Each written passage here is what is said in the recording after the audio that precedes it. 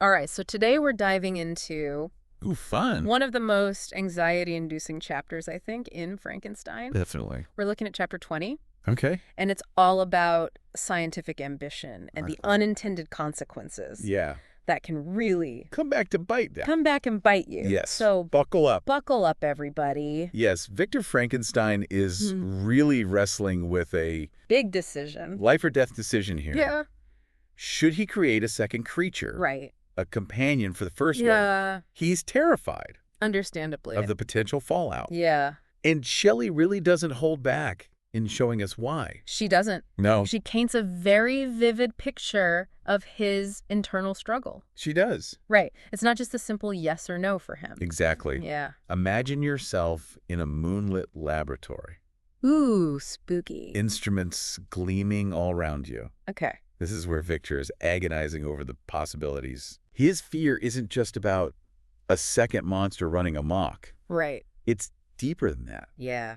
What if this new creature is even more malicious?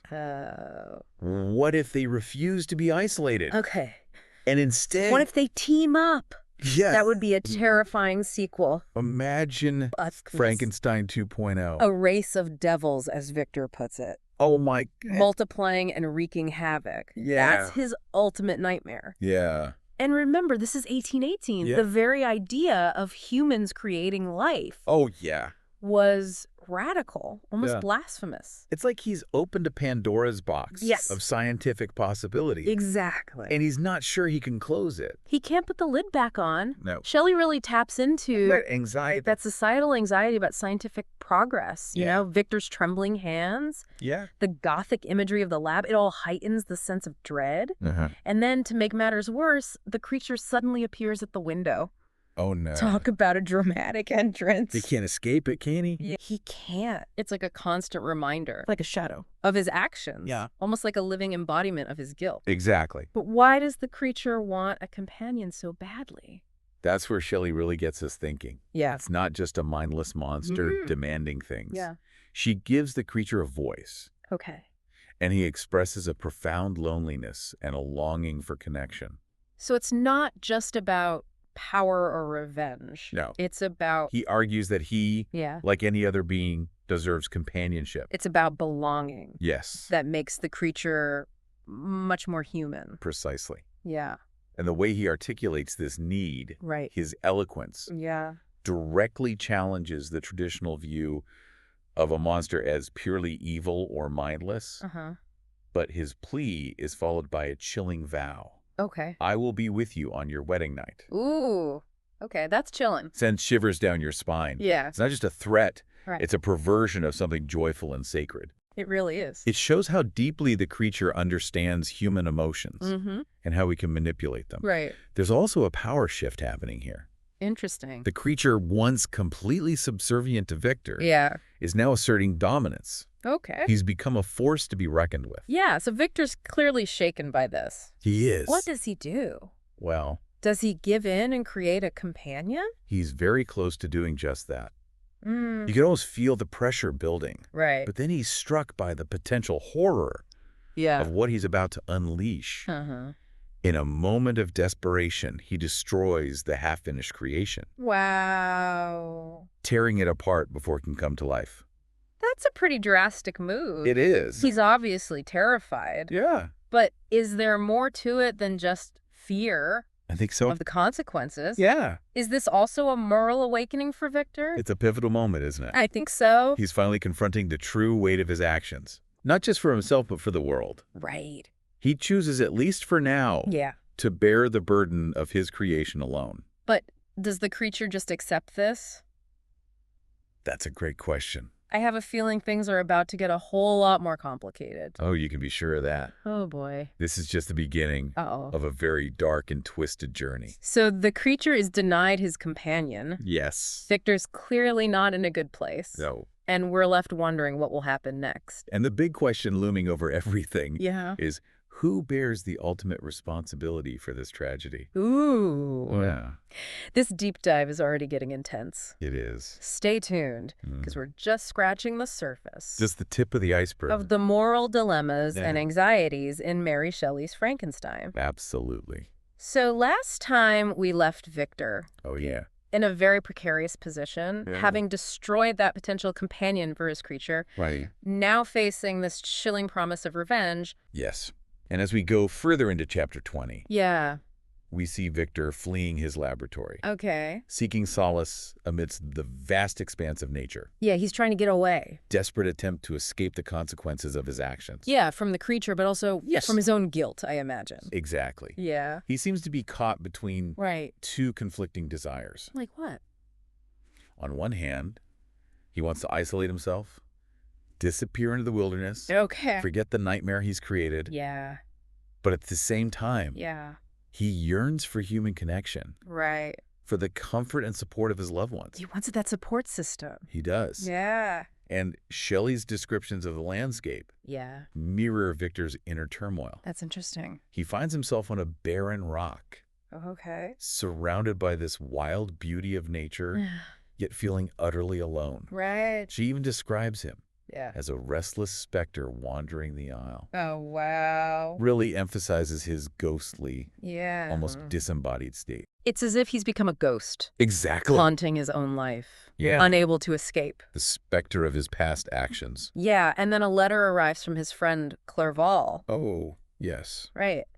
How does this impact Victor? The arrival of the letter is significant. Okay. It acts as a lifeline, Okay. a reminder of the world outside his self-imposed exile. Okay. It's a spark of hope, Okay. rekindling his desire for human connection, Okay. reminding him that there's more to life than just his guilt and fear. So he's being pulled in two different directions. It is. Towards isolation, Yeah. but also towards reconnection. Exactly. So how does he resolve this? Well, he decides to leave the island Okay. and reunite with Clerval. Okay. But before he does, Yeah. he feels compelled to revisit his laboratory, Oh, no. a place filled with the remnants of his scientific endeavors, Right. and more importantly, the physical remains of his creation. Right. Yeah, So he's going back to the scene of the crime, he is. so to speak. Yeah. Imagine the dread and revulsion he must have felt Yeah. as he gathered the creature's remains, Oh, gosh. meticulously placing them in a weighted basket. It's almost like a ritual. It is. Like he's trying to cleanse himself of the past. Yeah, But he knows. deep down, Deep down. he knows he can't escape the consequences. He can't just throw it away, can he? No, Yeah. he can't just throw them overboard. He disposes of the remains in the sea, right? Right. It's a powerful image. It is. It's like a symbolic burial. Yeah, And also an attempt to erase the evidence exactly. of his actions. And it speaks to Yeah. the burden of responsibility that Victor carries. Hmm. He's trying to rid himself of the physical remnants of his creation, Right. but the true weight of his actions, The guilt and the fear. the guilt and the fear remain with him. And the creature's threat Yes. is still there, right? It still hangs over him like a dark cloud. It must be so hard for him It must be. to find any peace. To even think about finding peace or happiness, Right. knowing that the creature is out there waiting to enact his revenge. But he's resolute, isn't he?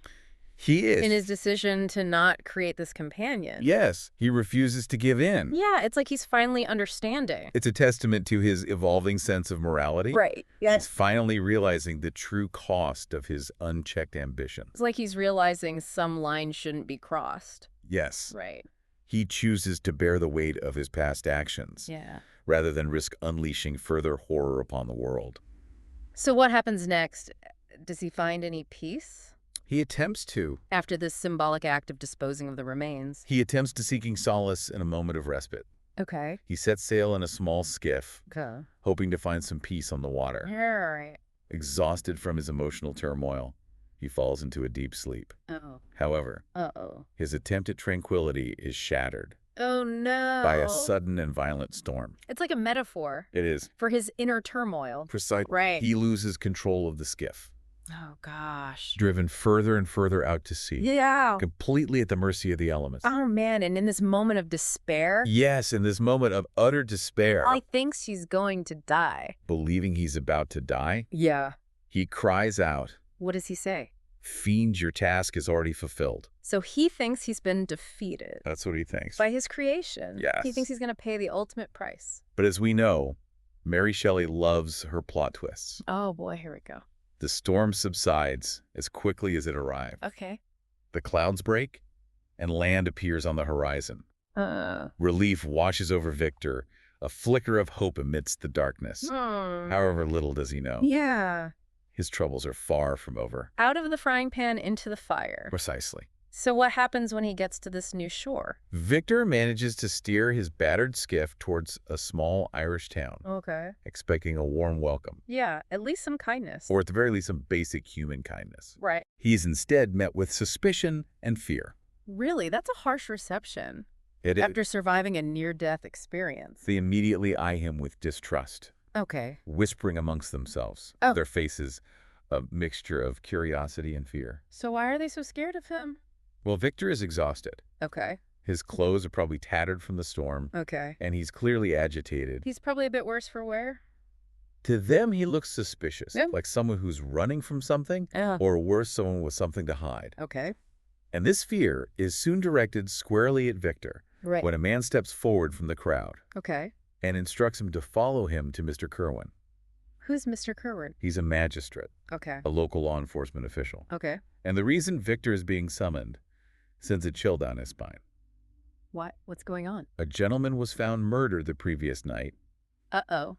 and Victor is the prime suspect. Oh, wow. To talk about being in the wrong place at the wrong time. It is. Right. He escapes this raging storm and the creature's wrath. Yes. Only to be accused of murder. It's a cruel twist of fate. But we know he's innocent of this crime. We do. But he carries the weight of a much greater transgression. The creation of the creature. Yeah, it's like that line from The Creature echoes in the background. I will be with you on your wedding night. Yeah. Is he somehow involved? Is he lurking in the shadows, orchestrating Victor's downfall? And what about Clairval? Right. And remember, Victor is completely unaware of what happened to his friend Clairval, Yeah. who was supposed to meet him. Oh, no. The dramatic irony is palpable.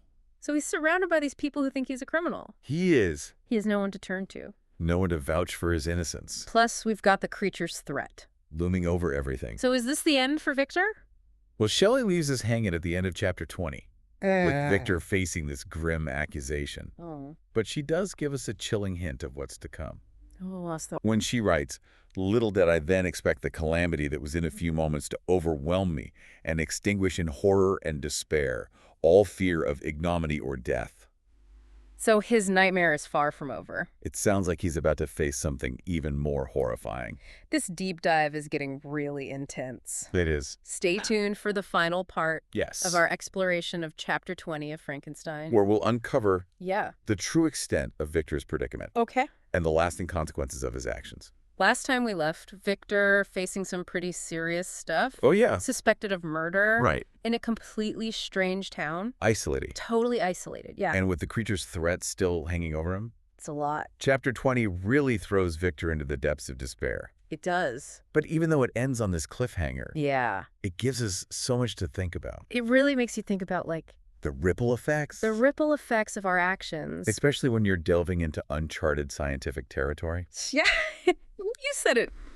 It feels like a cautionary tale It does. about unchecked ambition. Right.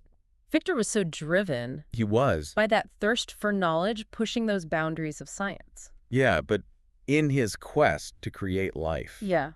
he didn't really consider He consequence. the ethical ramifications. Sounds like he played God. He did. And now he's facing the consequences. Yeah, but it's not just about him. Right. There's that whole Bit question of responsibility. of responsibility towards what he created. Exactly. He tried to just abandon it all. Wash his hands of the whole affair. But you can't really do that, can you? It's simply not possible. The creature is tied to him. They're inextricably linked. So are they both then bound to this tragic situation? They are. It makes you wonder about the whole idea of creation. Yeah. Does a creator always carry that burden Mhm. of their creation's actions, or does the creation at some point become responsible for their own choices? That's a really good question. It's like at the heart of what Shelley's trying to get us to think about. It's the heart of the philosophical debate that she sparks. Yeah. At first, Victor views the creature as a monster. Yeah, just something to be feared. Yeah, to be feared and reviled. But then the creature speaks. Right. And he's so eloquent. And his pleas for understanding, Yeah, and companionship. it challenges that simple categorization. It's hard not to feel for him a little bit. It is. Right. He's been totally rejected. Abandoned, Abandoned. left to deal with a world Yeah. that fears and despises him. Yeah, it makes you wonder who the real monster is. Exactly. It's not so clear-cut, is it? And this leads us to another key theme, Which is? the devastating effects of isolation. Okay. They're both profoundly alone. Both Victor and the creature. Victor isolates himself out of guilt and fear, Okay. and the creature is shunned because of how he looks. Right. And this shared experience fuels their rage. And your desire for revenge. It's this vicious cycle. It is. The creature wants to punish Victor for abandoning him. Right. Victor wants to destroy the creature to escape his own guilt. So they're both trapped They are. by each other's choices. They're both trapped by the choices of the other. Yeah, so as we move past chapter 20, Yeah. we're left with this question. Can either of them break free? From this cycle of pain and revenge? Or are they doomed to destroy each other? That's a pretty bleak thought.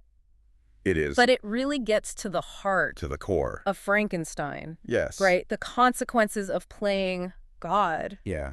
That responsibility of a creator. The destructive nature of isolation. And the just endless cycle of revenge. They're all timeless themes They are. that resonate with us today. Especially as we deal with all these advancements. In things like artificial intelligence. Yeah, and genetic engineering. Shelley's story. Yeah. It's this potent reminder It is. of the ethical dilemmas we face Yeah. as we push the boundaries of what's possible. It really makes you think. It does. So what do you think, listener? Yeah, who do you hold responsible? For all this tragedy in Frankenstein? Is it just Victor?